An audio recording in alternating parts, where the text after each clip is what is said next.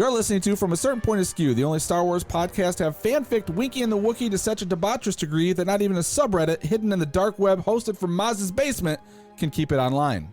Ooh. I'm just as a mouthful. Go ahead, continue. I'm Jason the Ginger Jedi Guide, broadcasting live from inside Wookiee Poo Studios. I'm not alone. Please allow me to introduce your favorite retro scum, scoundrels, and smugglers. First up, my neighbor from Corellia, neighbor Cole. I'm afraid to talk or ask any questions right now because the tension in the Can air you feel it? is palpable.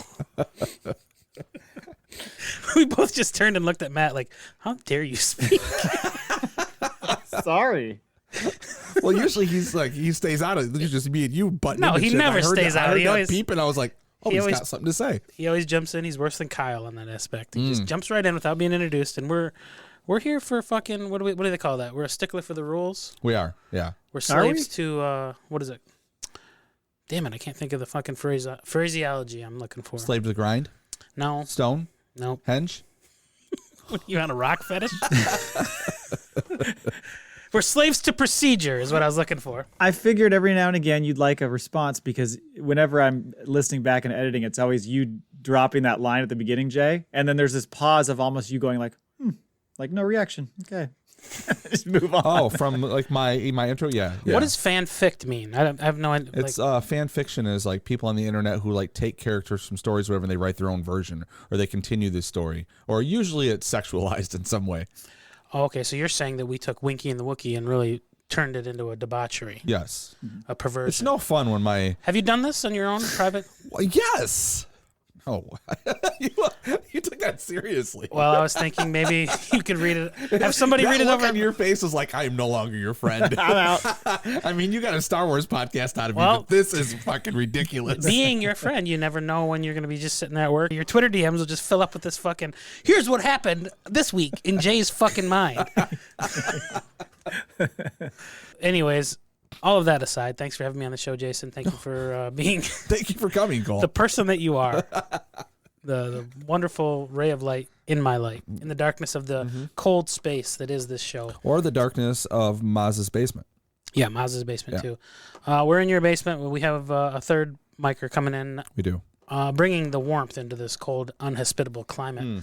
That is Darth Mathias, hot in off of the Skype lines And interrupting. and interrupting, but we'll forgive him as we always do. Welcome to the show, Matt. Hello. 3-month countdown from today till Kenobi drops. So where's my fucking Bad Batch? Oh, yeah. 3 months. You know what?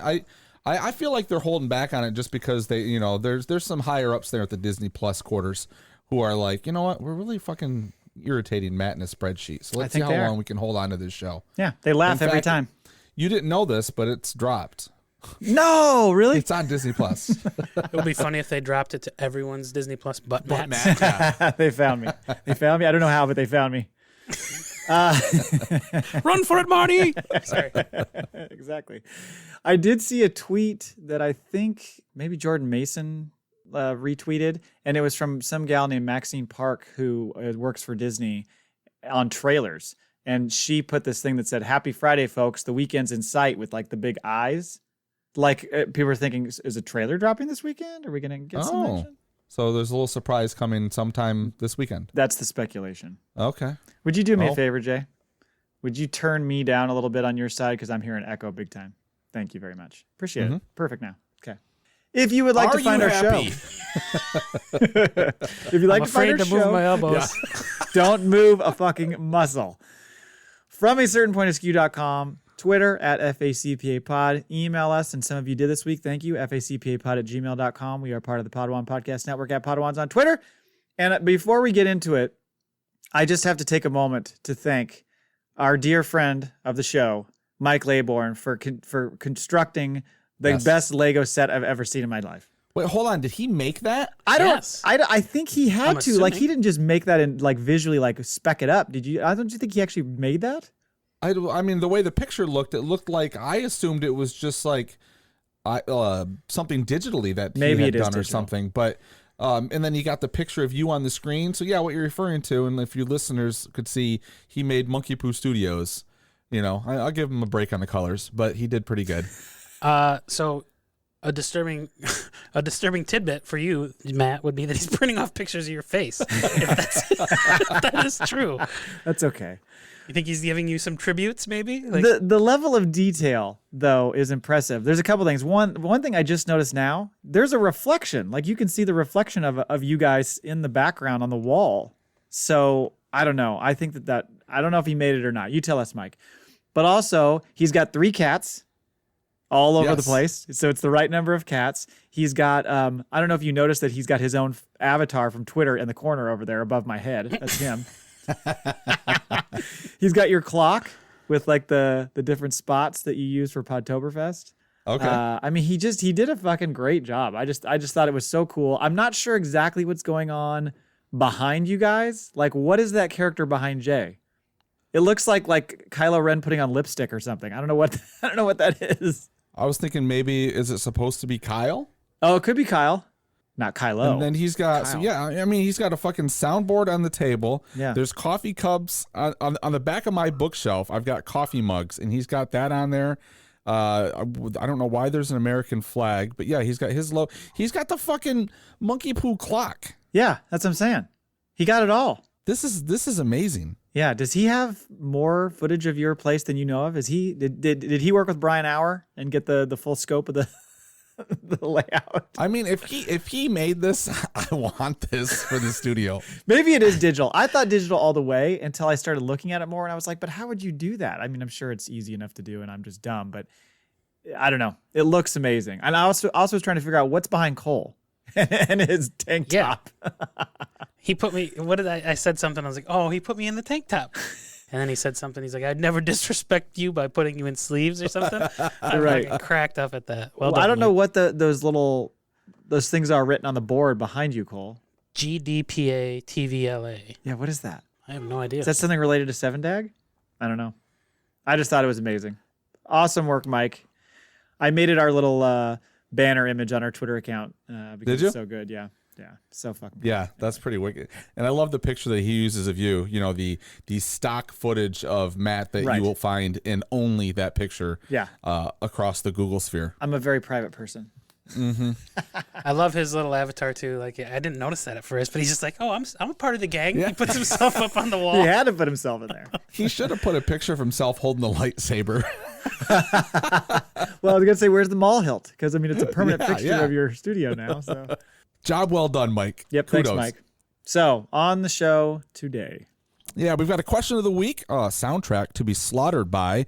In the news, he shoots, he scores. More on the Mystery of Disney Plus series. This is chat with Chris Maier from How Was Your Week, Honey, and O-Liner Notes. And we've got a Maul Bag, 4 of them. Thank you to those who responded to my aggressive tweets. And FACPAtoid will wrap up the episode. But first up, who's going to read that question of the week? I enter myself for that. Okay. As tribute? As tribute. Okay. Yep. Here's a little scene. Anakin walks into the Hold on. Jedi. Fade in. Go. Anakin walks into the Jedi daycare nursery, having just cemented himself as Lord Vader by murdering all the Jedi. He ignites his saber, and the music plays. You are tasked, as the listener, with providing the soundtrack to the end of the scene as he slaughters the younglings. What track are you going to go with? Who hurt you? Many people. Okay. I typically delve out The the question punishment. is who didn't. Yeah, I've heard. So this came to me as I was driving home from the gym today. Did it? And a song came on the radio as I was waiting in line at KFC. Perfect Oh, my God. perfect pairing. So you left the gym and went straight to KFC. Gotta get my proteins. Okay. Got the protein throat. I got the carb throat. Yep. I got, Just a you know, dozen biscuits. That's all you got. just 12 biscuits. Keep the honey, keep the butter. I'm going take the straight gravy. biscuit. Yeah, Don't even need water. carb loading. I had a friend who used to do that. He used to take the chicken tenders, this crispy chicken tenders, and he would dip them in mashed potatoes and gravy. I said, what are you doing? He said, carb loading. So, you were listening to this song in the KFC drive-thru line, Yep. and you thought this would make a good song to slaughter children to. Well, we were trying to come up with a question of the week. I had put a little question of the week in there earlier, but I was like, it wasn't befitting the show. Okay. I thought so. I thought this would be a little bit more fun, and I just thought of what scene would this be fitting for Star Wars? The song that was on the song that was on the radio, and the song was "X Gon' Give It to You" by DMX. Oh God. Okay. Can you see him fucking X Gon' Give It to You, fucking cutting him? So what we're doing is slashing we're him? extending the scene, right? We're seeing him slaughter. Yeah, you the got to children. watch the kids Okay. take it. Okay. Yep. Like in like a PG rating? He's or? gonna kill them, each and every one Really? of them, Wow. all of them. Okay. Because he's executing. He's gonna slaughter them like animals. Right. That's the. Yes, thank you, Matt. For some reason, the song "Inagata Davida" popped into my head. I don't know why. Just so brooding. I thought that would be a good song to play during that. I thought it was gonna be something by the Pixies. I don't know why. No, although you know that's coming up in the next episode of our liner notes. Also, the other one that popped into my head was the second half of "Layla" by Eric Clapton, like the scene in Goodfellas. Goodfellas. Thank you. It's the scene in Goodfellas where they're showing all those dudes, show up dead. I thought, oh, that would kind of work. That the piano part. Yeah, that's good. Those are my That's two. funny because I picked "Tears in Heaven" by Eric Clapton. That song's about his kid. Would Okay, you I get it. know my name? It's like, let me piece this together in real time. That's Do about you his know? kid. Were you just gonna dying. mansplain me? Or maybe, ironically, you could do "I Believe the Children Are Our Future." That's funny you say that because I have ironic down. Isn't it ironic from Alanis? Just because that'd be kind of ironic, I guess, for children to be killed by him. Oh, What about shit. "Tiptoe Through the Tulips"? What about if one of them falls down on the ground? They play Chumbawamba, Tub Thump. I get knocked down, but I get up again. That's when we see the special edition where Grogu survives. Yeah. That's what they play. That's what they play. Kicks What about in. "True Colors"? See your true color. Is it because of the array of Because they're lightsabers? bleeding. Right, they're seeing Anakin's true colors. Or his inside. Their insides are being exposed That's as the what I- waters yeah. are open. But what version? I'm gonna go Cyndi Lauper. Yeah. I didn't know that there was two versions. Yeah, Phil Collins does it too. Does he? Yeah. I don't remember that. Mm. All right. Music guy here. Chris is like, Sorry. yeah, he does, Matt. Well, then if you're going to go Phil Collins, I can feel it coming in the air tonight. Boom. Yeah, but that was like a go-to, right? Because I was thinking that too. But when the drums kick in and he really starts exactly, hacking. right when he fucking slices the first one. It's got to be a montage. Like every drum beat is like a head A flying. decapitation. Yeah, We're going to need to hear from our resident music expert. that's where you get Chris Rock coming in. George Lucas gonna sue somebody from Jay and Silent Bob. Yeah, right. Okay, I see what you did there. Listeners, let us know what you think. That's an important question. Yes, it is. Okay, news. So, got a couple scoring notes here. John Williams, this came up, I think, just before we recorded last time, but John Williams at, what is he, 90 years young? Something like that? Yeah, I just had a birthday too, right? I think Which that's put right. him at 90. Yeah, that's right, because I saw that on Twitter. He is going to do, or he has done already, I guess, the Obi-Wan theme song. And I was thinking, did Obi-Wan have his own specific song in the original trilogy, or did they just play that kind of the Force song or whatever it was called, the Force theme? I don't know off the top of my head. That's above my 60%. Okay. Let me look Let it us up. know, I'll see folks. if I can find Yeah. the original trilogy soundtrack and if there's I an don't Obi-Wan know if there was an theme. Obi-Wan theme. I'm not sure. But I would go. I would just thought it was like the Star Wars. It could be, but Well, that's I Luke. remember that story. I think we talked about it on here, where that story of Mark Hamill talking to, I think it was John Williams, or maybe it was probably George Lucas, and he was like, Vader and like the Empire's got their song, and like there's a song kind of for Leia. Like what's Luke Skywalker's song? And he's like, the main fucking song, like the main theme song. He's like, oh, So okay. we've got a Princess Leia's theme. So there's a Ben's Death and TIE Fighter Attack is the name of the track. I don't So know. it's probably like Ben's death, but like he hyped it up a little bit. I think it might be a little more unique. I think it's going to be new. I was trying to make a joke. Okay, sorry. I just Yeah, I'm fucked sure. that up. I'm sure he fucked did. it up. I I'll like edit the it idea out. that they brought him in to sort of like tie him to the original trilogy, right?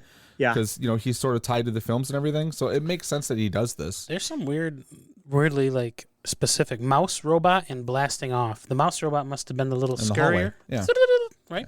Yep. And then Desert and Robot Auction, Ben's Death, TIE Fighter Attack, Imperial Attack, The Little People Work. These are interesting names on soundtrack. The TIE Fighter Attack is one of my favorites. The bum bum bum bum bum bum bum bum bum.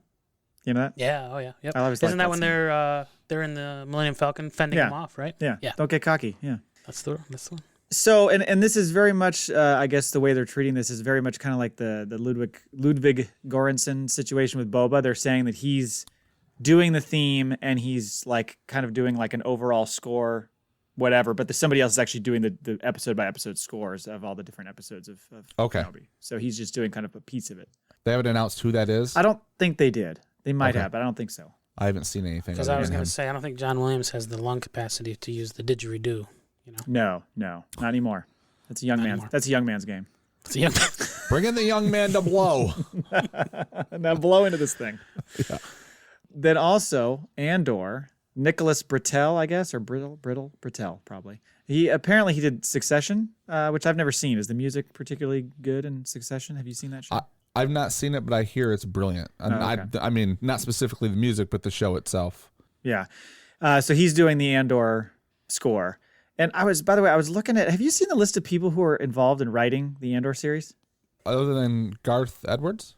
Right? No, Tony Gilroy. Tony Gilroy. Yeah, so Tony Gilroy, who came in and fixed the end of Rogue One or whatever. Stephen Schiff, who wrote and produced The Americans, is writing for the show. He was announced. He's the showrunner, right?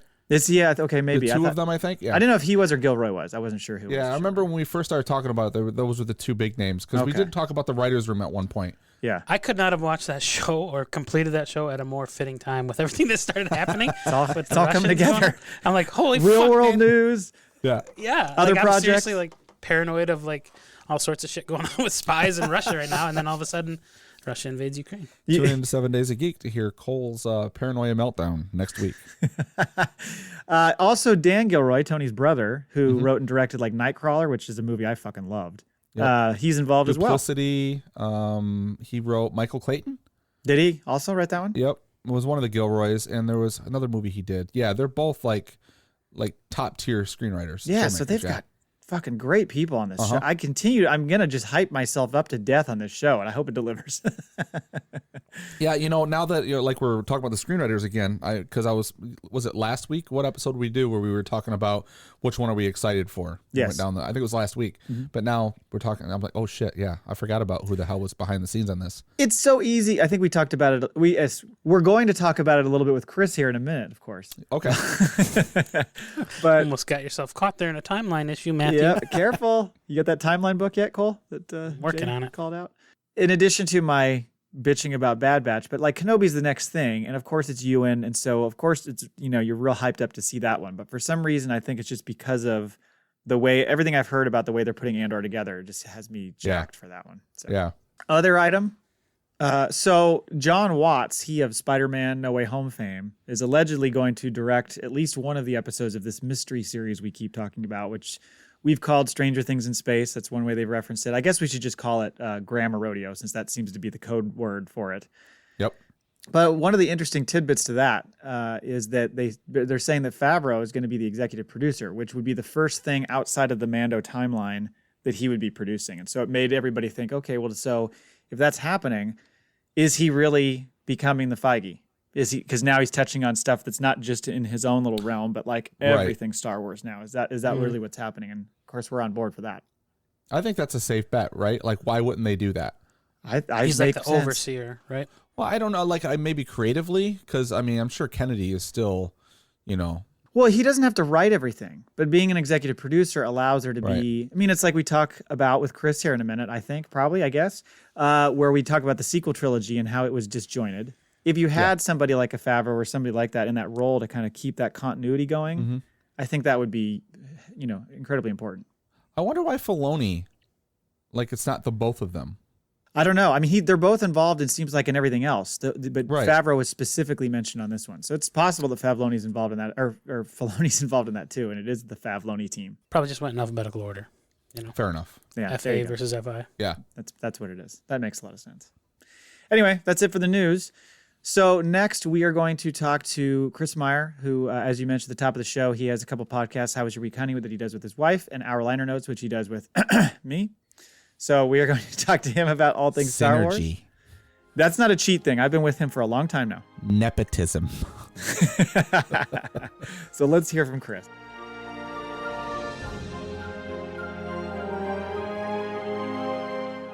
With us today is a Star Wars fan from north of the border, a man who rocks that FACPA t-shirt on the regular and looks good doing it.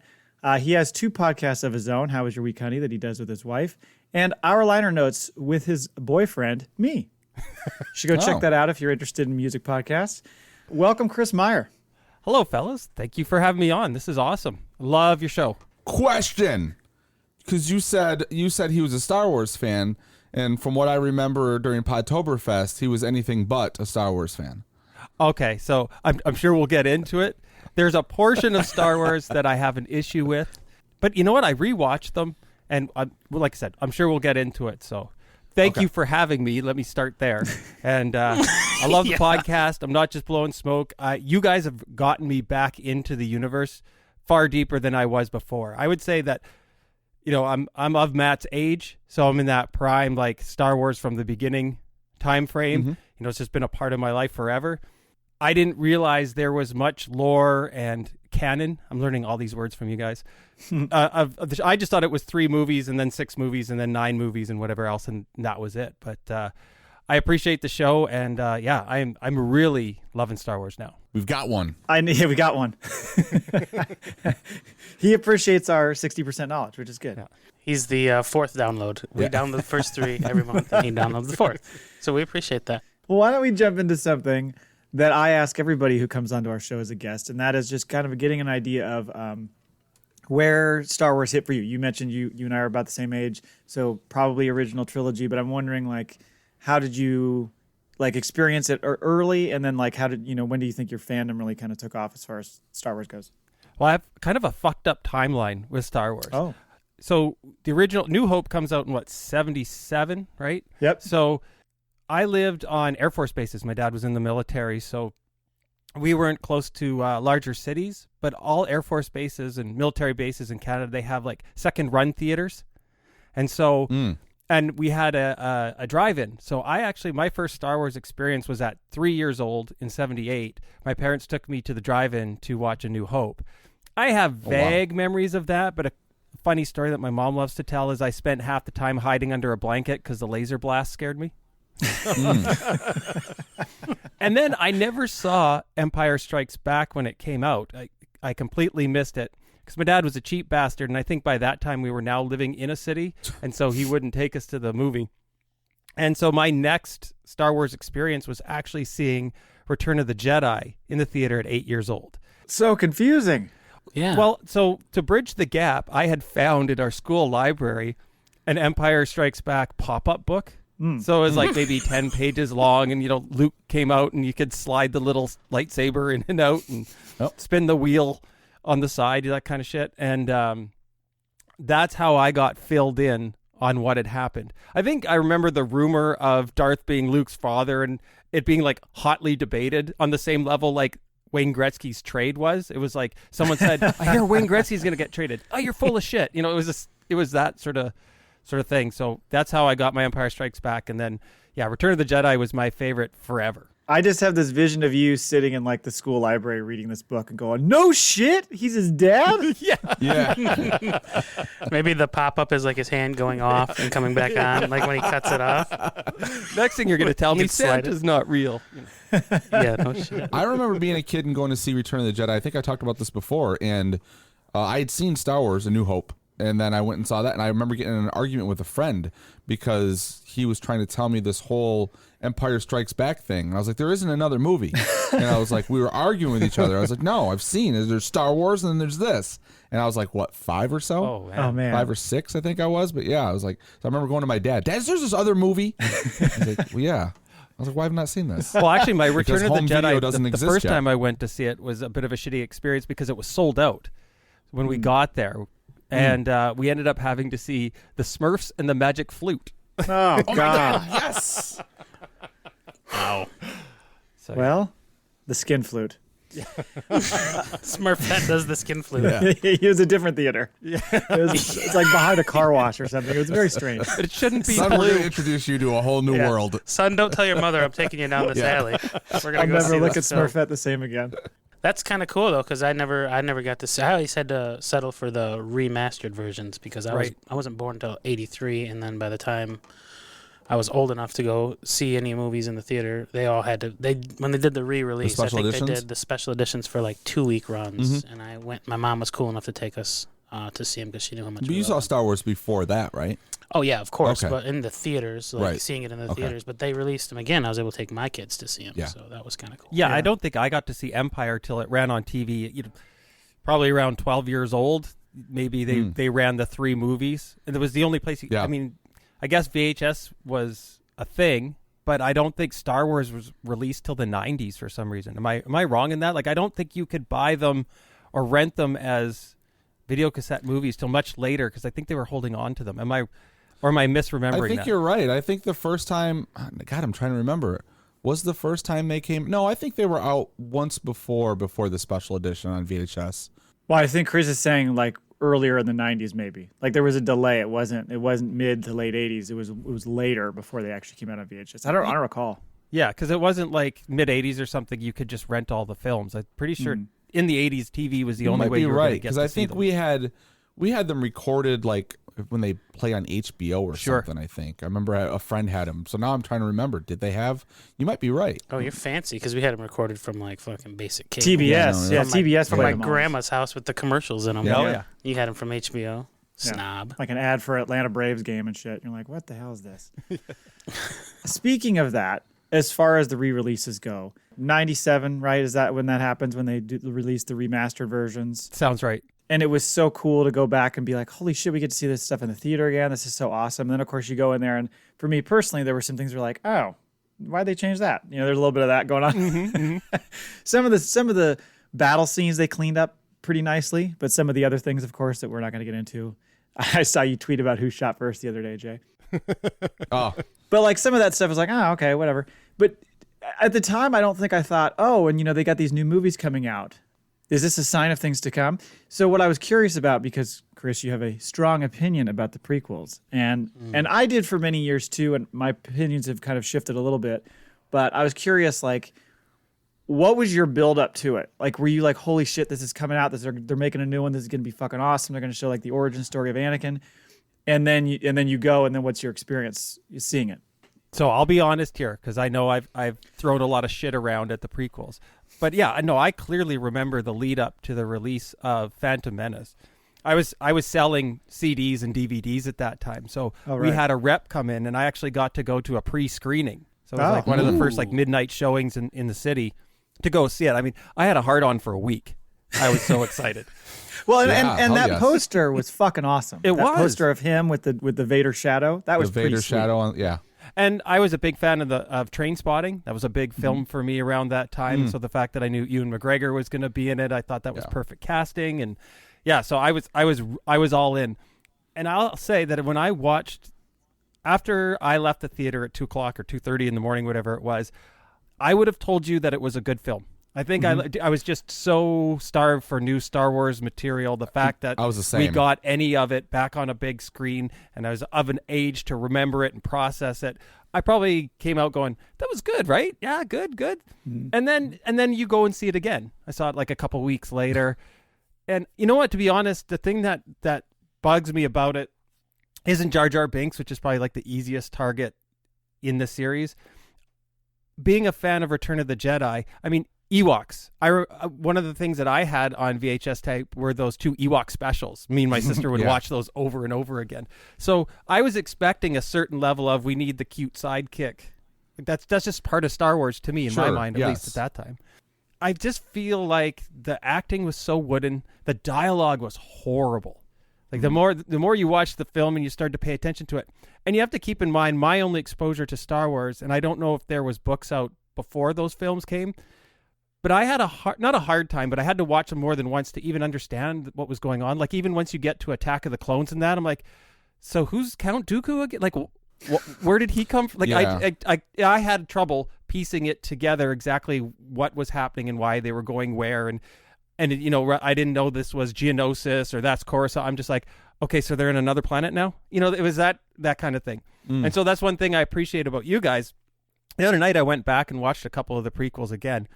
And while the CGI is a bit rough in spots, like it's obvious that it's fake, Yes. it's still for the time pretty well done. And now with the background information of watching like some of the Clone Wars and Rebels and that, I have a greater appreciation for the sets and where they are and who's involved. Yes. So I think that missed me back at the time. Yeah. When I saw the Phantom Menace, I think I was in similar situation as I was like, oh, that was fun.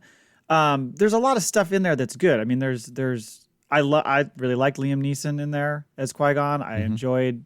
I think Ewan got better as the trilogy went on. He was probably at his worst in the Phantom Menace, if you want to put it that way. But I'm trying to think. I don't know if he'd done anything with special effects yet. I don't think so. So that had to be like a big. I mean, that was a big, especially the way they were shooting it. Right.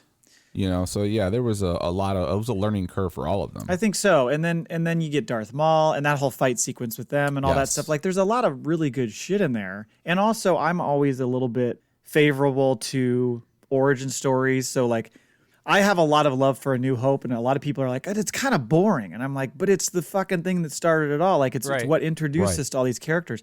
It's probably why I like The Force Awakens the most out of the sequel trilogy. It's like the setup I really enjoy. And so that's why, the Phantom Menace has, some Jar Jar stuff, and it's got some silliness and things here and there. But I would still say I think that's my favorite of the three. And I know most people are like, that's crazy. It's Revenge of the Sith, of course.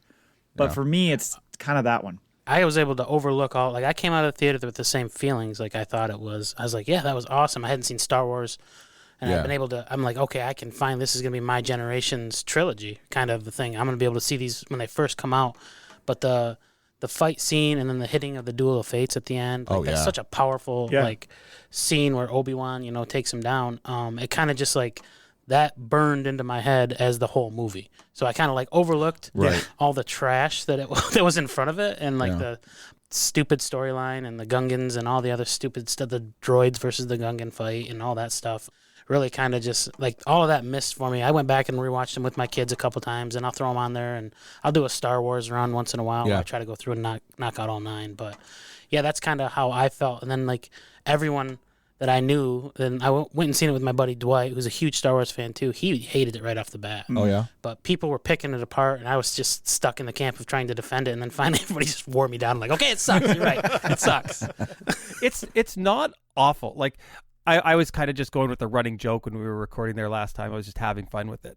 It's not awful. I think for the most part, it's disappointing because there's elements in all of them where you're like, they could have done this. They could have pushed it. Like, I wanted more Qui-Gon. The fact that he dies so quickly was disappointing because Liam Neeson is great and he was perfect in the role. Yeah.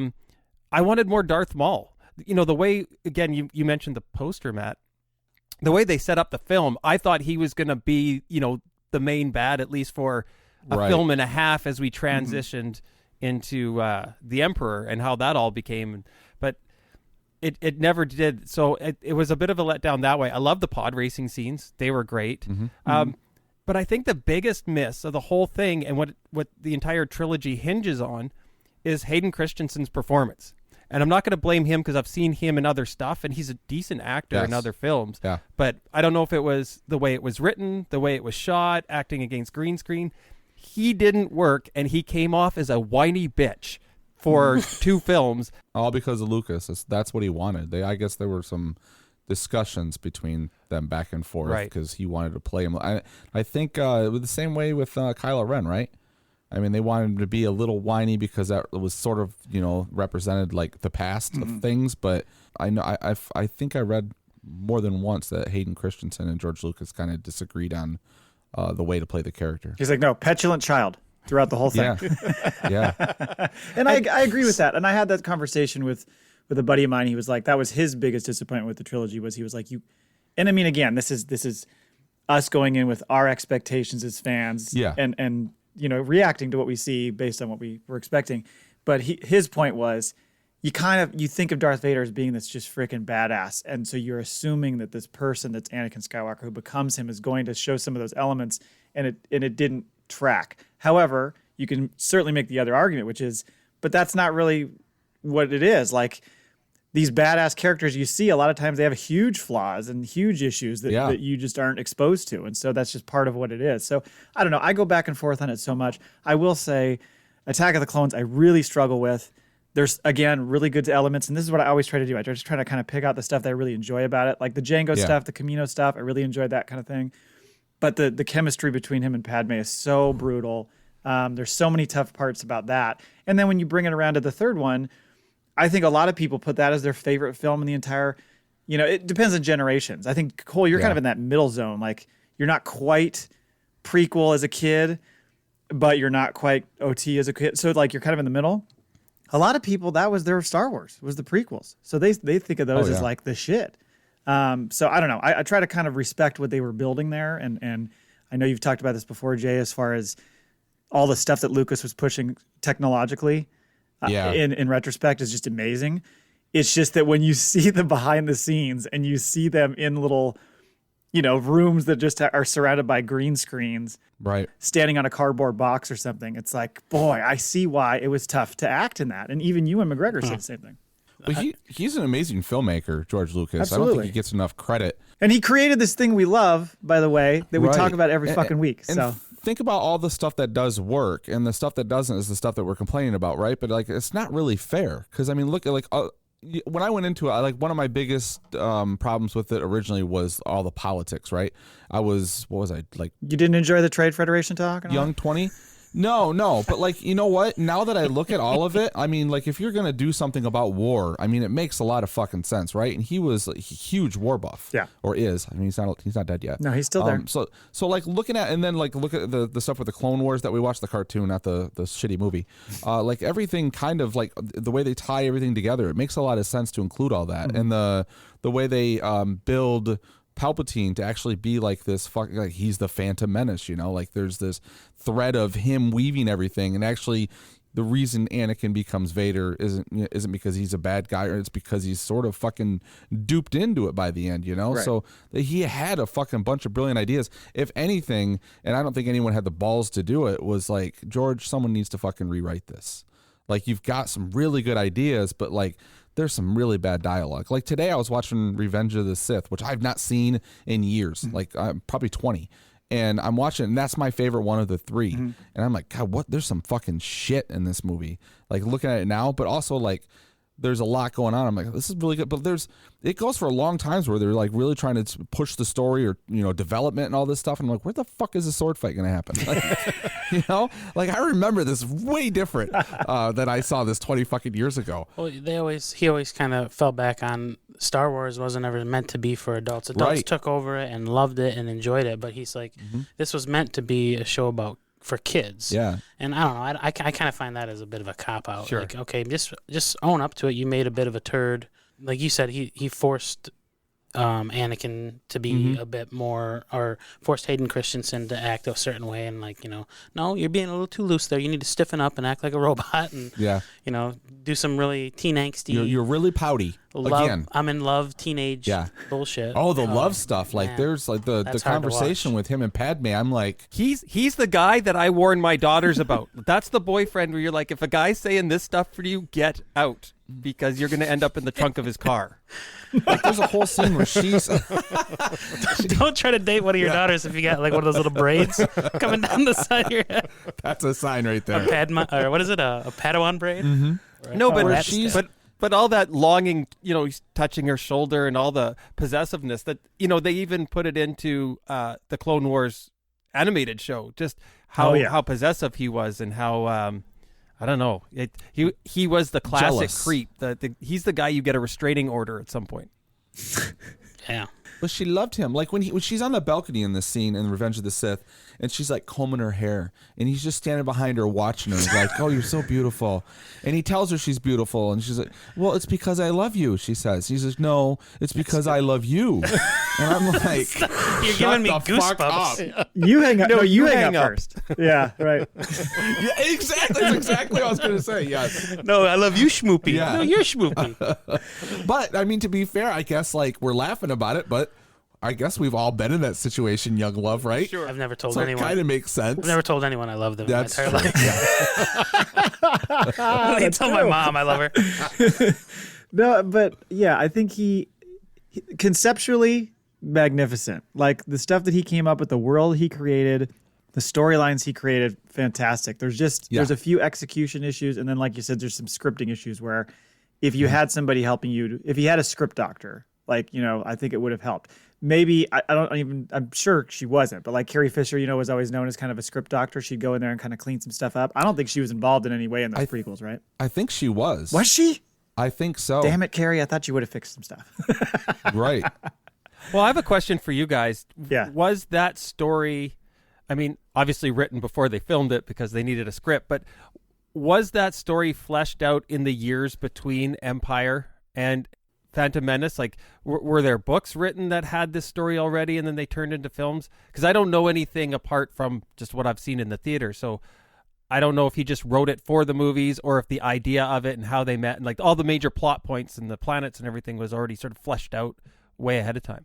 As far as I know, I mean, there was like Tales from the Jedi. There were other stories further back, but as the Skywalker stuff, there were stories like in between the movies and stuff that happened after. But there was never anything like the Clone Wars was never touched. That was always something that, and I think he held on to that for a reason. He knew he was going to go back and tell this. That's a hard question too, because a lot of stuff that, like, my older brother always told me, and I don't know if he was just fucking with me because he's a Older brother. older brother, yeah. Yeah. He always told me Luke goes to the dark side eventually, and like I was like, no fucking way. Like I'd fought him tooth and nail on it, but I think he got a hold of a spin-off or The some book that sort you of. have, the book that you have there. Well, he doesn't go to the dark side. There's a whole. Never mind. Okay. But yeah, there's stuff in that. It's hard to like. We didn't even know what the hell canon was back then. You know what I mean? We saw something Star Wars, and we were just like, "Oh, it has to be true. It's written down on paper. It's like the Declaration of Independence." that's how smart we were. Like, I don't know. Yeah, I think to have all those thoughts in your head going into the original trilogy, you know, he clearly had a plan, you know, because it is episode 4, 5, and 6. So he had concepts for what was going to be in 1, 2, and 3. I don't know how fleshed out they were, but I think he had a story in mind, at least as far as how Anakin became Vader. But I don't recall going through and seeing any stories about that. And then I didn't really get into any of the books until more recently. Like I've started reading more of those books now because I'm so fascinated and because I have a podcast where I have to talk about stuff. but I was not aware of it then. I was much like you, Chris. I was like the movies are Star Wars. That's it, really. Maybe some video games. That's about it. As far as the books go, I just never really read them. Right. Well, I guess there was more of a story for 1, 2, and 3 than there was for 7, 8, and 9. Oh, we're going to get into sequels now? Go to hell. But you know what? By the way, just as a side note, you know what's so brilliant about this man? He has an Our Liner Notes shirt on and a How Was Your Week, Honey mug. Like, Yeah. this guy is all about the product He's placement. branding. What? I was gonna say, Did too you bad no DM one, me like, and say, do you want to come on this Star Wars podcast so you can pimp our show? Pretty sure. pretty sure that was your idea, Matt. What are you talking about? That is impressive stuff. Oh, man. Too bad we're not on like YouTube or anything, and no one can see it. I know. I'll have to take a screenshot. According to Wikipedia, which is law, says that she was hired originally by Lucas to work on scripts for the scripts for the Young Indiana Jones Chronicles, and then she worked on dialogue for the prequel scripts. Oh, she as did? well. Okay. Yep. So how bad was it before she got to it? Yeah, right. Or maybe it was really good and she fucked it all up. Well, you know, she was doing a lot of drugs and drinking in the Yeah, that late was 90s, kind of so that moment. So maybe Yeah. she was like, I don't know, this sounds great. she was well known for being a script doctor. She Right, was exactly. one of the bigger ones around in that era. Yeah, Yeah. Padme and Anakin was her own personal experience. This was my first husband. And Yeah. You'd mentioned the sequels because I think you were curious how we felt about the sequels, right? Yeah, absolutely. I think for me there's some as I said before, love the origin story stuff. When I watched the Phantom Menace, when I watched The Force Awakens, I went in there and from Jump Street, I was like, this is Star Wars. Like the second that first scene happens and Poe walks in to talk to what's his butt and they're talking about, you know, this will begin to make everything right and all that. And then Kylo comes in. I was like, this is fucking Star Wars. Like it just felt like I was right back in it. The practical effects were more in play. The storyline was good. It was entertaining as fuck. I loved the introduction of kind of, you know, like Rey, Finn, and Kylo, and Poe to a degree as well.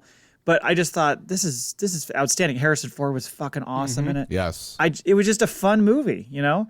And then when we get to The Last Jedi, that was the first time I think I left the theater having watched a Star Wars movie, and I was like, huh. Like, I just wasn't sure how to feel about it. I felt a little uneasy. Because I even, watching The Rise of Skywalker, walked out of there and I was like, well, that was fucking entertaining as shit. Then I went back and I was like, ooh, there's some holes there. Yeah. So it was rushed as hell. Oh, yeah. You know? But Last Jedi is the one that I struggled with the most. I think it's the one that I've come back on a little bit with certain parts of it, but I left that theater kind of going, I don't know if I like that. I was the same. But it was like on its own, Last Jedi is not a bad film. It's not like it was poorly done. It's a beautiful film. It's just that, like you said, you watch Force Awakens and just this, you are back in Star Wars world. Not for a second I'm like, oh, that's off, or that doesn't seem right. It seemed like the perfect continuation. And then when you get to 8, you're just it took me out of it. I felt like I was pulled out of the universe a little bit. That whole middling section where Finn and Rose go off to that other Canto Bite. Yeah, and that was unnecessary. That was tough. And I love Benicio del Toro. He's actually one of my favorite actors, and I was excited that he was in the movie. And what a waste of a character! Like, he really had nothing to do with any other than his one good line about playing both sides, selling weapons. I got that point, but it was like 10 to 15 minutes of a film that was totally unnecessary and didn't do anything for it. And a slow speed chase. Yeah. To me, it's because that's the one thing I don't think Ryan knew what to do with Finn. Right. Was they didn't follow the Jedi thing, if that's what it initially was going to be. So all of a sudden now is he just going to be like this rogue hero or some shit, and they kind of like dropped the ball. But I'll fight. Like, every time I watch that movie, I appreciate it more. I think it is the strongest made. Like, the cinematography, the writing, like, it was not the Luke Skywalker I wanted at all. But what a fucking Hamill was great. Hamill was fucking amazing in that movie. My God, man. And I loved, there's a lot to love. Like, I joke about fucking space flying angel Leia and Oh God, don't remind me. the Canto Bright and the fucking slow motion chase across space. Like, there are some bad things, but I mean, I guess you could do that to all the movies, but sure, there's some really fucking good shit in The Last Jedi. And I do like to see people going back and like, oh yeah, all of the shit that's hidden between Rey and Kylo, and the way when she's training against the fucking rock and shit, right? Is that the same? Those are the same movements Kylo does against Luke later on. Like, they mimic things. There's a lot of the Force, the duality stuff that I don't even pay attention to. I didn't even realize, And then, of course, there's people smarter than me on the internet. It's like, look at this. And you're like, what the fuck? Top to bottom, that movie was a piece of shit. I disagree. It was terrible. I know, it was I know. terrible. They really fucked up by not letting JJ do all 3 of them. If JJ would have done all 3, I agree. the whole how could they not have? Why? Like, that I know. blows my mind that Me something too. as I mean, these movies make $600 to $800 million in a release. How they didn't have the plot points all laid out. Here's the scripts. Let's go. The fact that they did one and said, okay, now we're going to hand it off and we'll see how it goes. That doesn't make any sense to me. So 7, 8, and 9 go. JJ brings it back, fucking lays the foundation. 7, like I was with you, Matt. Like, I was fucking on board. I have no gripes about 7. Goosebumps halfway through the film. Like, I was like screaming with the rest of the people in the theater at the screen. Like, at some cool Who doesn't points. fucking well up when he's like, welled Chewie, up. we're Yep. home. You're like, motherfucker, I love you. Nostalgia out there. And then they come in with Rain Johnson on 8, and they just destroy everything that happened. Like, he just unravels all the threads and all the foundation that was set up. And then we got 9, where you give us 2 hours to fix it all. And then it's so fucking rushed and fast paced, you can't sit there for a minute and enjoy it. Well, the problem with that really is, you're right, they had to fix it, but also Colin Trevorrow's movie was already like well into play, and they decided we're going to fire him and move on. And JJ had like weeks to come in, rewrite a whole fucking movie, figure it all out. And then I think he rewrote at some point because I don't think Palpatine was originally going to be the thing. And then he got that idea. So then you got to fucking doctor that back into everything and rewrite it all. And it was, and Kennedy was like, no, this movie is coming out like Christmas of what, 19? It was happening. So like, it was a pushed movie for sure. Yeah, it just didn't jive all the way through that trilogy at all, and it showed. And so, like you said, Cole, the end, he's like putting duct tape on stuff, trying to get back to what his original concept was, but also not trying to totally shit on Rian Johnson's stuff. I think, yes, Jay, if you look at 8, Last Jedi as a standalone, if you just watch that movie itself, you would appreciate it more. But it's such a shift, and then they try to shift back. It's just a mess. And so I that's why. And I mean, I think, of course, there's people out there like, well, it shouldn't be canon. Let's just get rid of 7, 8, 9. Let's redo them. I'm like, you're out of your fucking mind. But it left me wanting a little bit more, especially with the setup from 7 going like, oh shit, this is like, they're right back in it. This is great. I'm not a fan of episode 2. We all know that too. Like, episode 2 wasn't the greatest. I mean, it's okay. But I put 2 above 8. Like that's Oh, my really? ranking. Yeah, like I think you should go watch the 2 back to back. and You you'll maybe change do your that fucking again, mind. and let's get back to us. Yeah. Okay, so let me ask you guys this. Forget remaking 7, 8, 9 because that is stupid. But Yeah. would you like to see a 10, 11, 12, whatever, and bring back Finn, Rey, Poe, and have a continuing story for them? Because I think I'd like to see that. I mean, something fleshed out where they know where it's going to go.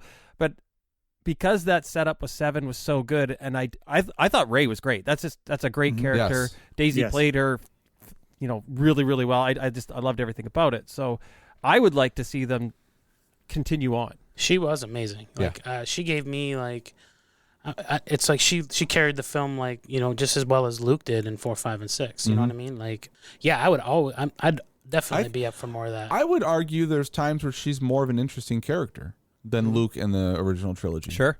Yeah, she's certainly the cornerstone of that trilogy, and Oh yeah. it would be a big problem without her. I know that oh my God, what's Finn's name in real life? Oh Jesus! I lost it. Oh, my God. Surprising.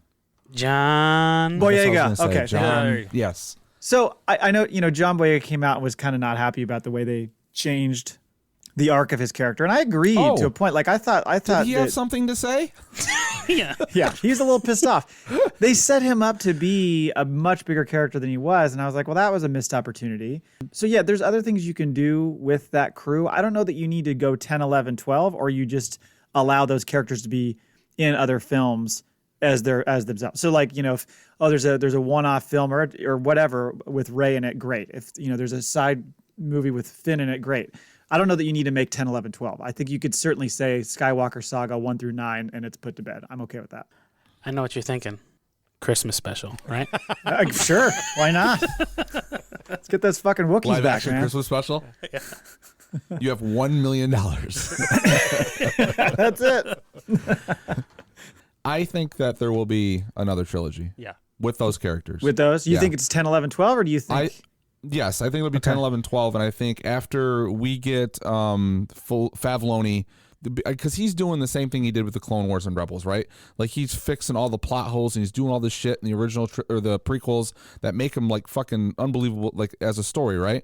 And it seems like that's what he's doing with the Mandalorian stuff.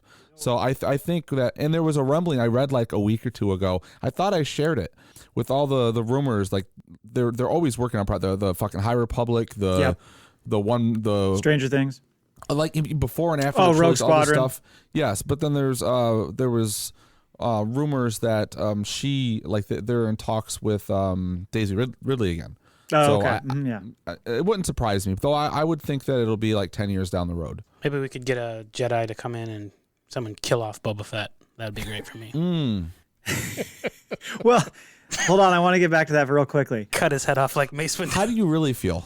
I would think we would see when Rogue Squadron comes out. I would think we would see some crossover there with Poe, given what the timeline's supposed to be and his involvement in that. I would think we'd see stuff like that. So I'm anxious to see those characters again in whatever capacity they do. If they show up in a series, that would be cool too. I'd be totally fine with that and on board. You mentioned Boba Fett, Cole. Chris, I'm did. curious what your thoughts were on the Book of Boba Fett. He's thinking about his words. Choose wisely. At times, it was great. Again, more content. Give it to me. I want to see it all. And at other times, it reminded me of like that old show, Xena Princess Warrior. Like it was some of it was really poorly shot. You guys already talked about the some of the chase scenes and the cyborg friends of the city. I don't know, there was. I would have preferred, and I'm sure it's not a new opinion. I would have preferred it to be a combination show of like what happened to Boba, Sarlacc pit, and after, and then the adventures of him as a young Boba Fett. Like I that was the show I thought we were gonna get. That's what I wanted. I mean, it was fine. It just I think it's just an expectation thing again. I have it built up in my mind what I think I'm gonna see of a character that nobody really knows, but we all know, and it just didn't meet those adult expectations I had of what the show, especially when you set the bar with a show like Mandalorian, and you think you're going to get it like that, and it was a bit comical, a little bit goofy. Tamora Morrison, he's a decent actor. Was it the teeth? Was it the teeth? It was the personality, whatever the personality was. that he was giving us on the screen. It's not who I thought Boba was in however I had it made up in my mind. They say never meet your heroes. Right. I think they were right with this one. Well, but if you think about how he was in Attack of the Clones, like he kind of Jango or Boba? Jango. But they're the same person technically. Right. So it's more, I don't know. It's a little more commanding. I think he could have done a little better job. I think he was right in saying I shouldn't be talking this much. I think that's absolutely correct. I don't know. I'm anxious to see what they do going forward, but I understand why Cole was not happy with. He was just a pod, man. he was just a leaderless pod. I think they got a good foundation. I think we should do this. I really do. Well, maybe have you thought about this? I think we should do just what you said now. Well, I mean, someone's got to talk to Favreau. He needs to take a master class in negotiation. How did you? It's Mando, not Mando. He fails all of the characters. Like none of them know how to fucking negotiate. He's like that guy from the Lonesome Dove that shot an Apache Indian off of his horse, like that was charging him really quick. He got like really lucky, and then he was like a legend. So that's how Boba Fett became got his name. He got really lucky, killed someone famous, and does everybody remember Lonesome Dove? Everybody, my references need an update. You know, Robert Duvall. Remember that? Yeah, Tommy Lee Jones TV series.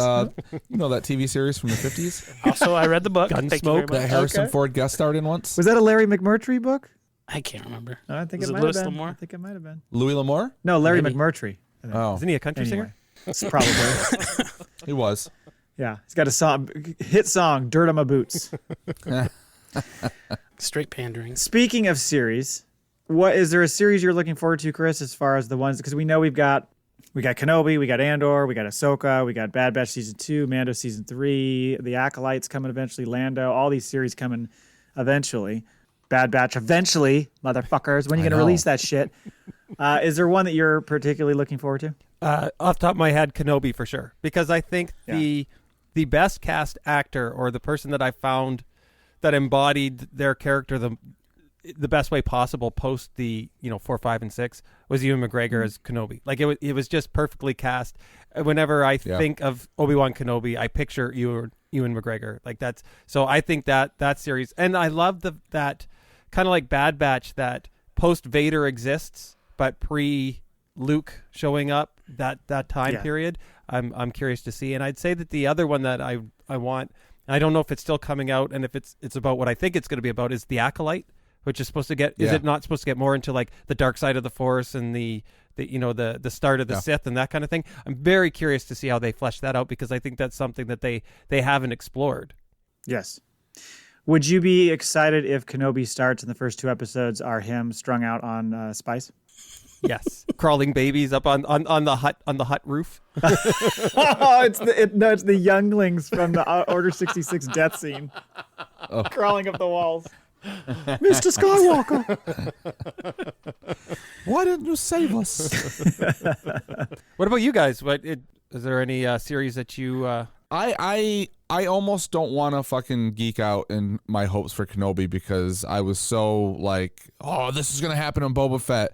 And, it was completely different. Although I think it's probably because, I mean, they got to stay sort of within what we've already seen, right? Some stuff after Clone Wars and Rebels. And, so it would be a little bit easier to kind of not be let down with this, I think. So I'm very excited. And a lot of it is because of covering Clone Wars and Rebels and staying in like that universe and Bad Batch and, and seeing where he fits in all this. And it's like, the original trilogy was our thing, so getting, more of that, like that one fucking minute scene of Darth Vader in Rogue One. Like, I mean, Kenobi to me is going to be that for 6 episodes. Yeah, I hope so.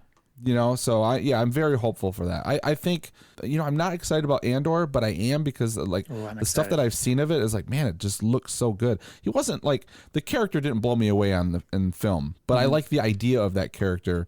And I think with them going back and making him, that spy thing and everything, something different we haven't seen in Star Wars, that does excite me. Yeah, to see that underbelly of the Rebels, that sort of grittier side of things, I think that's something that I could, as long as they do it that way, then it would be like the grittier version of Rebels.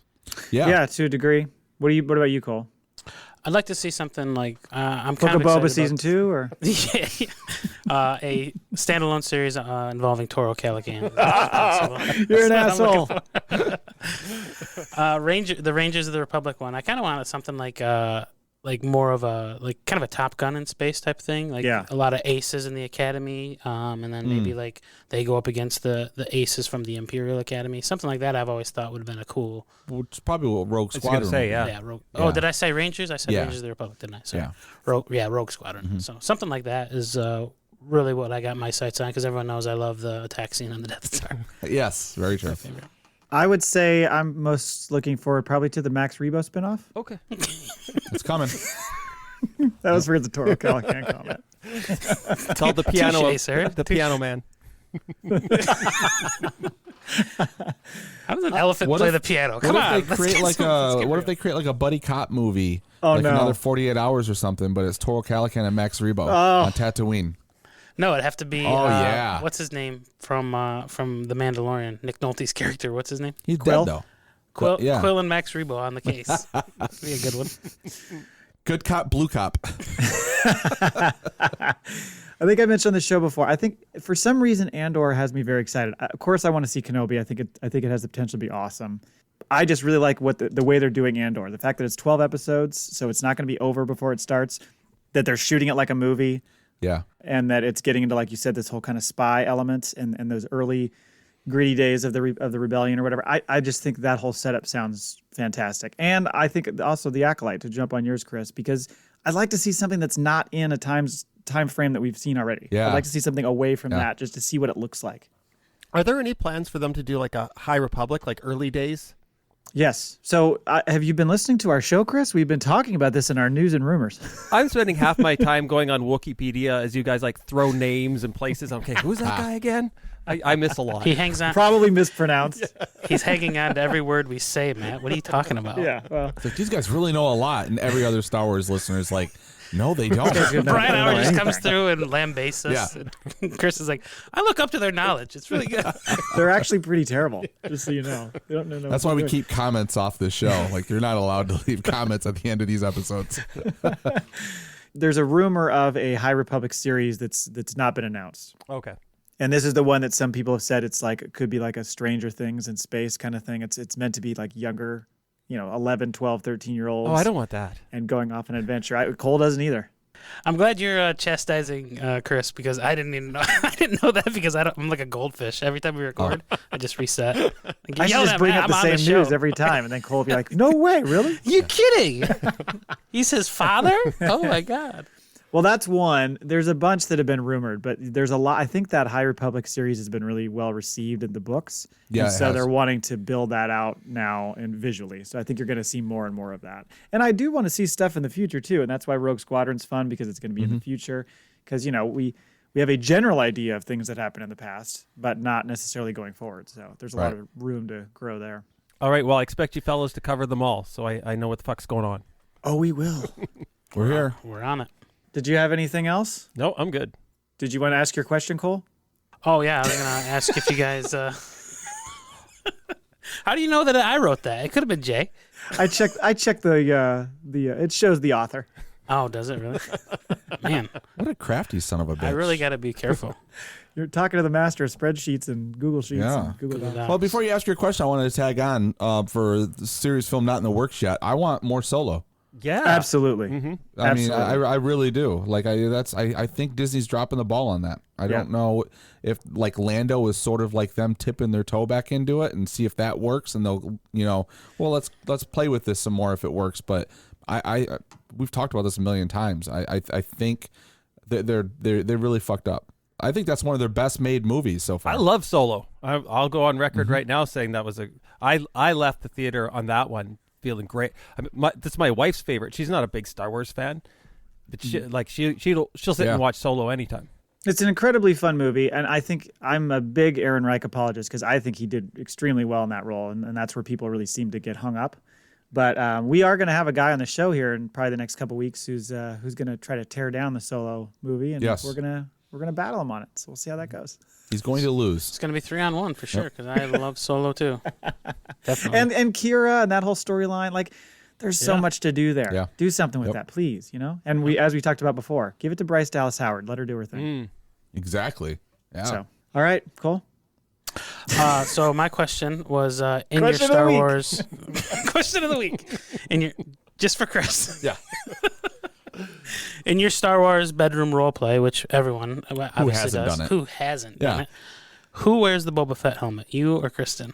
You listened to our show once or twice. You know that I'd be wearing the helmet. Although I've never understood Because the she whole wears the pants. Star Wars fantasy role play. I mean, yeah, I get it that Leia looked great in a gold bikini, but what girl with that body wouldn't? I will tell you this: I do not associate sex and Star Wars together. So you wear the helmet, but it's just strictly for your protection. No sort of. You have Mandalorian armor, but it's just so you can survive. Is what you're saying? Well, yeah, if he's got the Boba Fett helmet on, he can go into the Sarlacc pit and come back out alive. Chris, are you telling me you've never wanted to fuck a Twi'lek? Really? Yeah, Garsa Fwip. Hello. Drinking water. Yeah. Need a minute? I've been Opens a fapping. Snickers. I've been fapping to Fwip. I just heard a lightsaber fire up.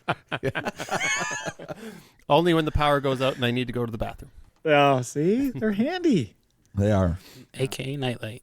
All right. Well, thank you so much, Chris, for coming on. Again, your shows, How Was Your Week, Honey? And Our Liner Notes. Fantastic music show. Do you want to share where people can reach you? You can reach me at Chris Maier BC. The two shows are at O Liner Notes and at HWYW Honey. And thank you guys again for having me on. I'm going to be a hero in my daughter's eyes. Not that I let her listen to your show often, but little snippets of it I do. She's my other Star Wars fan in the house, so it's a cool thing that we share together. And I told her I was going on, and she's like, "Okay, you have to let me hear that." Could you imagine if we did like a censored beeped version of our show so she could listen? Just how many beeps there would be? I would like to hear that, Matt. I'll work on that sometime. It would be you'd edit everything out, but you're listening to. That's it. Well, it'd be a lot of Matt talking Never tell us and the then odds. just blank air when you guys are talking. I feel like so far this interview has been pretty G. Yeah, I'd say so. So if we can remember to keep the rest of it, maybe we can, it'll be the one we can put out for the kids to listen to. Yeah, thanks for letting me walk right into the role play in the bedroom. Yeah. 500 feet. Got to stay away. Yep. Well, thanks, guys. Appreciate it. Thank you, Chris. Glad to talk to you again, man.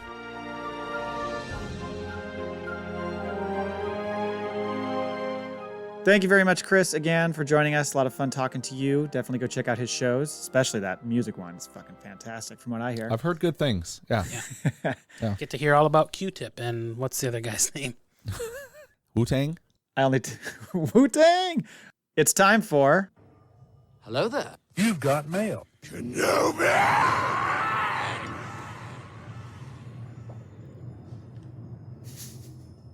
The Maul Bag. It's kind of like when you guys do 7DAG and you do your news thing and you're just waiting for it to end. You're like, God damn it, turn that thing off. That's what I do usually. It's almost like our calling card at this point in time. Just let it drag out awkwardly. Pretty much.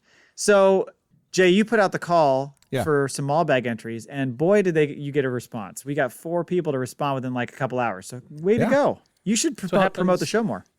Well, that's what I'm trying to do because you said something. I was like, I kind of dropped the ball on being helping out with promotion. I feel, and you were giving out numbers, and I was like, we can double that. And what'd I say, 3 months? Yeah, something like that. Like, okay. I've heard in the past you've been referred to as a gateway podcaster. Is this true? There's I've heard that once or twice before. He was, yeah. I Still think could it was be. more. I think it was more. I feel like it was said more to irritate a specific counterpart. You're the marijuana of the Star Wars universe. Why is he the gateway? Yeah. Okay, so we got 4. Email number 1 from Agent Palmer, of all people. I haven't heard from Still him. out there, quite yeah, some rolling time. around. Dear Siths and Jedis, I think it's just Jedi, bro. Will we ever get off Tatooine? Jesus Christ. Seriously, even whiny Luke got off the planet faster than these series. Oh, whiny Luke? How dare you, sir? I was slowly making it through Clone Wars, but into Season 3, and I'm just not feeling it. Perhaps I slowly make my way through as you all and some of my friends keep telling me it gets better, but the 3-season challenge is a bit much when you're used to the 3-episode challenge. I mean, there's highs and lows to that series, and it starts off a bit rough in season 1. So I think we all agreed that we were getting pretty happy with by the end of season 3, right? yeah, I think that's when it starts Yeah, to we really enjoyed kick in. 3, 4 had some good, and 5 was we had what? 5 was the last one. No, 7. They went all the way to 7. Seven. Remember? Oh, okay. 6 was like the lost episodes where there's a lot of clone stuff. Yeah, and yeah. Then 7 was the one they did like after the fact down the line. Mm-hmm. There's a lot of good shit there. Also, you know what? If you know you're having a little struggle, listen to our podcast. We covered all the seasons, so we right. can entertain you all the way through it. Yeah. And most importantly, most imperatively, when is Mr. Ready Player One himself, Ernest Cline, finally going to start drafting the sequel to one of his best works and give us Fanboys 2? Palmer out. Was he supposed to be making a sequel?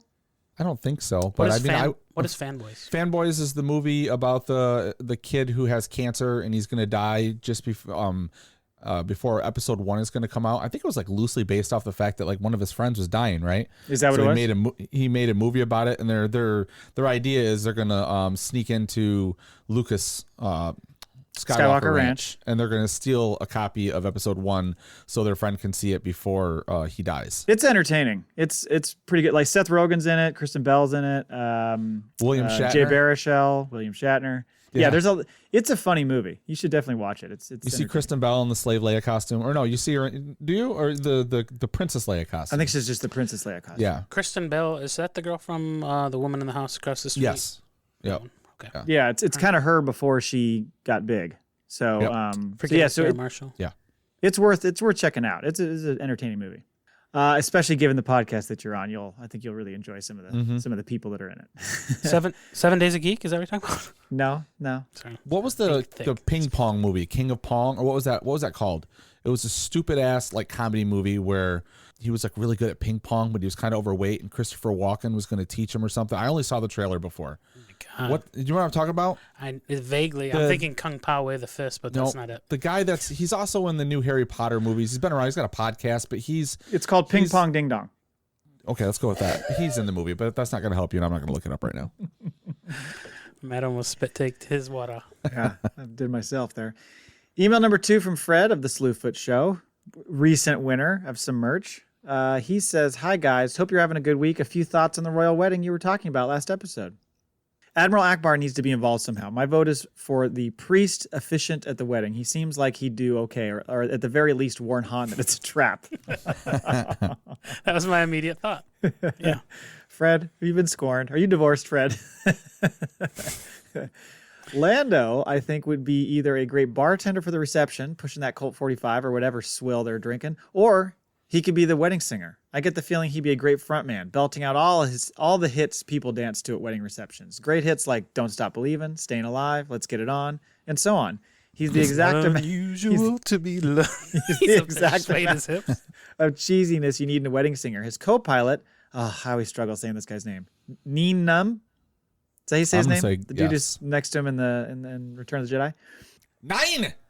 9 would be a great backup singer, although no one would be able to understand him. As far as the Galactic Star Cruiser is concerned, I am submitting my application to the FACPAToid decision makers to be a special correspondent. I will gladly go on assignment to Hollywood Studios in Florida and give you a complete assessment and review of the hotel for the show. I think it's important to your listeners that they know what to expect prior to spending any money to stay there, especially since the price tag is shocking. You should, Fred. You should go and report back. Yeah. Thanks again for a great show. I'll be looking forward to hearing from you regarding my application and when you'll be sending me to Florida. Oh, I'm sorry, what? We're supposed to be sending you to Florida? Do you know that we blow our money on fucking giveaways? Well, yes, he does know that because he's winners of prizes 2 through 9 on the fucking. Right. He won every single one. We Remember, don't like 7 in a row. yes, Right. In a row, yeah. We don't. Our petty cash funds are low. Sorry, Fred. I think if we send him anywhere, we're going to send him to Vegas, and then he can build up the petty cash funds. Oh, there you go. If he does well, we'll send him to the cruise. We're like, here's a $10 Starbucks card. Good luck. Right. Here's $7 a day in per diem for 1 week. Have a great day, Fred. Email number 3. Hi, I'm Date Mike. Nice to meet me. Hey, Mike. Everybody hates you. Everybody wishes that you were dead. It's Mike Laybourne. Afternoon, Maul Baggers, and congratulations to Ty on winning the lightsaber. Bet you that hurt to say. Oh, it's everything he could do to not to spit that out without saying something He had to salty. type that with broken fingers. I was hoping he would have typed that with all caps. And congratulations to Ty. for How many winning the entries did he lightsaber. have? How many? My question is this. Which Star Wars character would you most want to have on the pod as a guest? Kind regards, Mike. What do you think? Jay, your thoughts? I have a couple thoughts if you want me to go first. Yeah, go ahead. I think Lando would be fantastic because he's going to have all the fucking greatest stories in the world. And he's charming True. as hell. I think that would be fun. I think Chewie would be fun just because he'd just sit there and go like, "Nah," and then we could just make up whatever he said. It's just- That's true, yeah. that reminds me of my favorite Wookiee joke. What did the Wookiee say to the dentist? There's your joke. I hate him right now. Yeah. We could also have Toro Calican on, and you guys could watch me murder him. So whichever you want, yes. any of those three would be Live good for me. stream? Live streaming it? So we'd have to bring him back to life for Yeah. you to murder him. All right. I guess. Or I On could the show, once only. I could just piss on his ashes. I don't care. Yeah, there we go. What do you guys have? Anything? I'm going to go with Garza Whip. Of I want to course. listen to that interview. But it's not going to be. It's going to be video only, no audio. Okay. for my for So my we own, have to watch, but we can't hear it? the video is I'm recording it for my own like safety, so Okay, I don't get okay. accused of sexual harassment. Although what's going to happen is you're going to go for Garza, and you're going to end up with a deck officer. That's what you're going to get. You know what? I'll take anything at this point. Like the pre-interview will be like you, Larry David, when he's dating that woman and he puts the phone on the coffee table and gets like her video consent to kissing him before. Yes. That's you and her. Sign right here. I had speaking of deck officers, I had Consent. a good question for Chris, who went to fucking air traffic control school. I Yeah. wondered if that would be his character in the Star Wars universe. He'd be one of the guys out there with the fucking cones bringing in the X-wings, Danger zone. or he'd be manning the radar portal. Right? I think he'd be in the control room. Control room. Yeah. I mean, I think that's where you want to be. You don't want to be that guy that's up on the tower just holding a spear for no reason, like on Yavin. Like, what am I doing here? I'm not doing anything. That's the hourly employee versus the salary employee. That's what you got there. This is all just window One of those dressing. guys is Why am doing I shift here? work. I'm above shift work. I'm going to man this portal right here. Watch the radar. We're losing X-wings like flies. I wanted to add, to Mike Laybourne that I think the next giveaway, we should send the giveaway to him if he loses it, and then he has to deliver it to the person that wins it. It's his new job. Did you have Yeah. anybody you wanted to have on, Jay? Who'd I interview? Well, yeah, I'd want to interview like Pelimoto. oh my God, the stories that Oh, she's got a chick. lot. Yeah. Yes. Right. You two were made for each other. Mm-hmm. Yeah, Pelimoto, good catch. Mm-hmm. Yep. All right. I'm going Pelimoto. Okay, so last one, email number 4, Josh Tufts. What would the FACPAPod crew do to raise $6,000 to take this trip together, plus one lucky smuggler? So he gave us a link to the Galactic Cruiser because apparently this week all these bloggers and writers and stuff have been treated to this experience at the new Star Cruiser, and they've been writing reports about it. And so we'll get into it a little bit next episode, perhaps. Where was our invite? I know. Didn't get invited. We're going to have to check our spam folders because I'm telling you, it was there. We got one. In order to fundraise $6,000, we'll take all proceeds from all profits from the Garza Flip Neighbor Cole sex tape that we just referenced earlier. Okay. Sell them, and we'll So it'll be put like one Pam lucky and Tommy. One Yeah, lucky Cole and smuggler. Garza. Garza and Cole. Or Garza and Cole. That'll work. I'm pretty sure no one's lining up to see me have sex, but I'm pretty sure there's a lot that are gonna line up to watch her. Yeah. Who's this clown that's with her? Just put a mask on, like blur my face. No one wants to know. You could wear an Athorian mask. Yeah, well, like that, or like you said to Chris just now, you could put on the Boba Fett helmet. Then they there don't you even see go. it. Yeah. Oh, see, and that's what we thought. It was one of our predictions. Was Boba Fett and her knew each other? Right. Yeah, there was a little something going on because that trailer, there's that look she gives him. Yeah, looks so like I something's think there. we can get into that. Yeah, we can do like a little, And let's be honest, probably the only way she Role-playing. could manage to have sex with me is she couldn't see my face. I don't know. Don't be so I feel hard like on yourself, she's- Cole. Yeah. She brown paper bags me. You're still hard. You don't care. I can't really see with this thing on. We need to tie this into Palmer's email. So we'll announce that Cole has cancer. And that we're doing a pledge drive for him, and he has vowed to stay alive until our episode 100, so we can go to the Star Cruiser, right? Oh yeah. Yeah. Why do I have to have cancer? I don't like that. Well, you're bald, so we can just play into that. Okay. Yeah, you just got to shave the face and pretend like you've gone through chemo. We'll make weekly videos, and I envision you like, as you're slowly dying, you're wearing a "I'm a slave for Kathleen Kennedy" T-shirt, and it's Kathleen Kennedy in a slave Leia costume. That'll go over well with the higher ups at Disney. I think they'll support this. Where do you come up with this I shit? don't know. I'm broken. and my way to make you look sick is we'll carb load you, and then the next week you have to go straight keto. So you go to the keto flu. Okay. So like like the day before we're going to shoot the video, you're like right into ketosis. You're just fat, sweating, looking. I don't think Cole's on board for any of this. I feel like. I like how you can turn this off, Matt. I'm stuck with it. He's 2 doors down from me. Yeah. Oh, and by the way, I meant to say, Josh had said, become a Twi'lek-style lifestyle entertainer, smuggle spice, and then he also said the bloody Rancor drinks in the AM sound worth it. And he's inviting himself onto this trip with us. He wants to be our fourth. What does that last line mean? The bloody Rancor drinks in the AM. I think those are meant to be like Bloody Marys, maybe. I think it's in the article. Okay. The release of the reviews, people are showing pictures So it and should be sounds things that worthy. are happening. Yeah, and you can have a. I was thinking we could make a FACPA calendar, like the firefighter shirtless calendars. Oh, But my only yeah. concern is that we're going to end up with like 1,000 of those that we have to then just throw into our giveaways because nobody's going to buy them. We could do a little not necessarily gay calendar where we just do very ambiguous situations. Yeah. Like with our shirts off, all riding the sled downhill or something. So all 3 of us, we have to get like a body double and then Photoshop Matt's head on it with us. No. I think you got to go authentic. I think you're Yeah, you showing, gotta show- showing your own stuff. We'll fly you into town then. All right. Well, not just me. You guys are doing this too.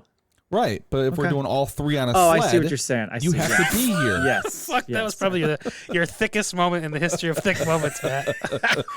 I was confused. Well, not just me. I'm not flying into town. You guys got to come to me. You're on the calendar too. No, I thought you were saying it was going to be all me. I don't want to be the only person on the calendar. You got to be in there.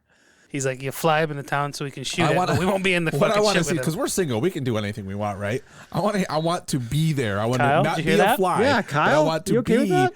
Well, I'm not married. I don't answer to shit, And she would be like, "You're fucking crazy. I get you. Go do it." Hey, she tells a different story when you're not around. That's probably true. But I want to know what the lady friend would say. Like, I want to be there for that conversation. Like, I will fly to you, me and Cole, and we'll sit at the dinner table while you like spring onto her that you're doing a not necessarily gay calendar, Star Wars calendar with your 2 online friends. She would just say, I don't want to know about any of this. Thank you.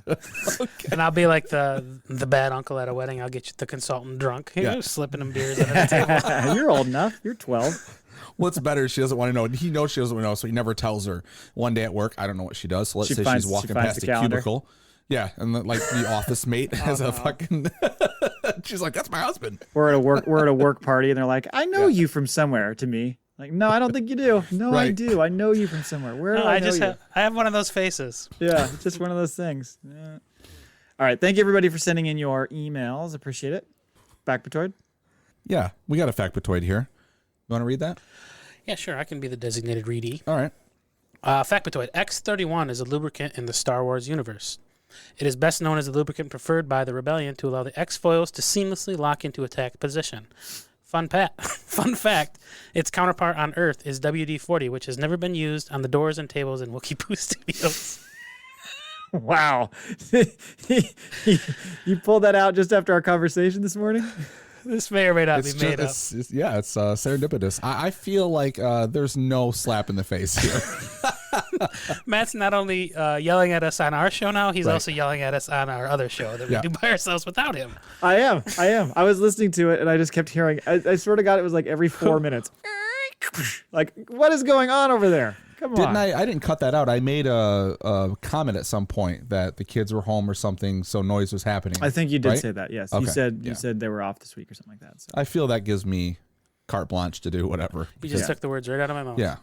Well, and I clearly have to mention you on a future OLN episode because I heard your little comment about the fact Yeah. that we don't mention you enough. So I don't. The man mention from you enough. Portland? I was thinking in my Man head, from listening Portland, to, right? I was listening to OLN, and I was thinking to myself, this is a perfect time to work in Colin J, because I know we're near and dear to his heart. Nothing. Doesn't fucking. I bet you we didn't even. There wasn't even a spark of an idea in his head. Nope. We're dead to him. He was in his until recording OLN days. space. The next episode that comes out, which would be dropping today as well, I'd talk It's about gonna Chris be being on 80s our show and all that 80s love stuff. ballads dedicated to us. Thinking about all he's thinking about is the Pixies and Tribe Called Quest Yeah. and I feel like look at him. He looks like he's get. You know, I've had enough of your shit for this week. Is it time for the sign off yet? he's got his. This is apathetic Matt right here. I could give two shits about what we're talking I'm about. out of notes, so His spreadsheet is empty. He's the opposite of He starts playing the wrap up music from the Oscars. Okay, guys, I got hockey practice. my son's down here with a cane. He's trying to reel us out of here. What's going on? Thanks for listening, and until next time. Never tell us the odds. in our experience, there's no such thing as luck. We have spoken.